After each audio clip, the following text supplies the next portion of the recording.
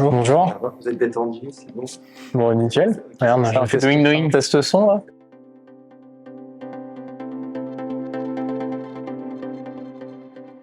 Alors, le projet est né suite à un accident de moto que j'ai eu en fin 2018 qui m'a laissé des séquelles au niveau du dos. Donc, j'ai un pansement discal dans le bas du dos et je peux plus rester assis en position statique pendant longtemps.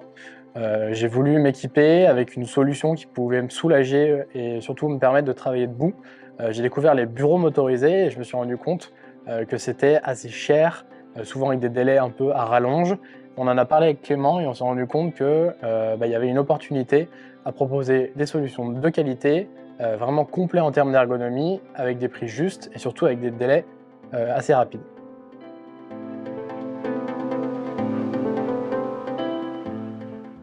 Alors, si je dois sélectionner 3 caractéristiques clés, je vais commencer par le panneau de commande. Donc on a un affichage de la hauteur en centimètres, ce qui permet de savoir exactement à quelle hauteur on se sent bien. Et on a également 4 positions qui sont mémorisables, donc ça permet par exemple de trouver une position de confort en assis, une position debout confortable et une position qui peut être intermédiaire, ou de partager le bureau avec 2 positions chacun. Ensuite, il y a l'amplitude de hauteur, donc le bureau est fait en fait avec 3 colonnes, donc ça nous permet d'avoir une variation de 65 cm à 1,30 m. Et ça correspond en fait à des morphologies d'environ 1,55 m à plus de 2 m, donc ça permet vraiment de répondre aux besoins de la majorité de la population. Et ensuite, troisième caractéristique, je dirais sécurité et fiabilité.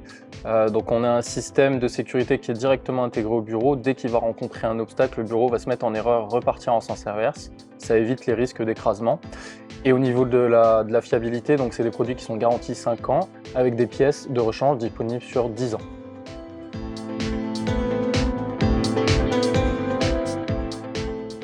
Alors en fait, on est dans un environnement de travail où il y a de plus en plus de sédentarité au bureau, donc c'est-à-dire que les gens sont de moins en moins actifs, passent énormément de temps assis et ils ont de moins en moins de tâches physiques.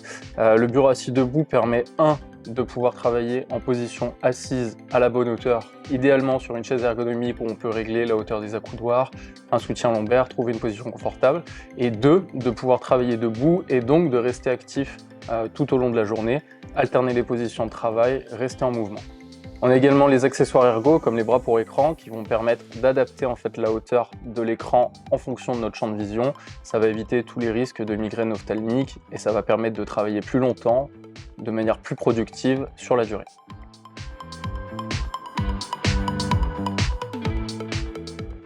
Alors c'est vrai qu'on s'est lancé pendant le Covid, donc fin 2020. On a commencé, c'est bête, mais un peu au fond d'un garage, à avoir un peu de stock, à faire les expéditions depuis notre garage, à avoir un petit showroom.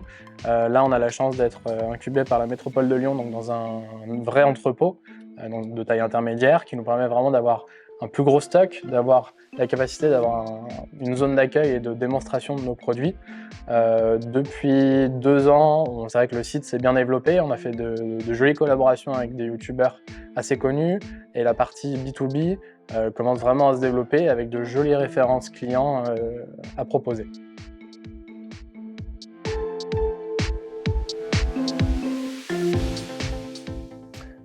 Comme tout entrepreneur en général, je pense que le premier défi, ça a été de trouver des partenaires et des clients qui nous font confiance sans forcément avoir testé le produit en amont ou le service. On a eu en plus un petit défi conjoncturel puisqu'on s'est lancé en fait entre le confinement, les différentes mesures du gouvernement, le fait qu'il n'y avait personne au bureau puisqu'il y avait le couvre-feu, que tout le monde était en télétravail. Donc ça a été un petit peu plus difficile de trouver les bons interlocuteurs dans les entreprises. Et petit à petit, on a eu des premiers clients qui nous ont fait confiance, on a réussi à mettre un bureau en test dans certaines entreprises. Les décideurs en fait se sont rendus compte que c'était des solutions qui pouvaient vraiment apporter de la productivité. Et donc petit à petit, on a eu nos premiers clients qui nous ont fait confiance et l'effet du bouche à oreille s'est mis en marche.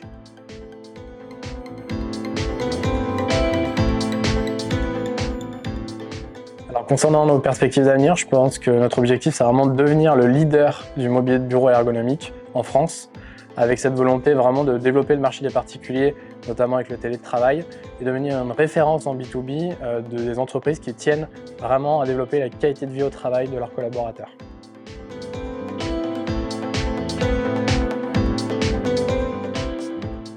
Alors c'est tout d'abord un sujet d'actualité qu'on a vraiment voulu prioriser chez Opendesk, notamment en termes d'emballage produit. Il y a quelques mois encore, nos produits à l'intérieur étaient protégés par de la mousse. Donc certes, ça protège bien, mais c'est pas vraiment écologique. Donc on les a remplacés par du carton recyclé aggloméré afin que 100% de l'emballage soit recyclable. En termes de démarche écologique et économique, on a été les premiers à proposer les structures motorisées seules afin que les particuliers ou les entreprises puissent réutiliser leurs plateaux de bureau qui sont souvent en bon état sans avoir à les obliger à racheter le bureau complet. Et vraiment dans une démarche de partenaires locaux avec notamment tous nos plateaux sur mesure qui sont fabriqués en France et usinés à 15 minutes de Lyon pour vraiment avoir une démarche locale et écologique.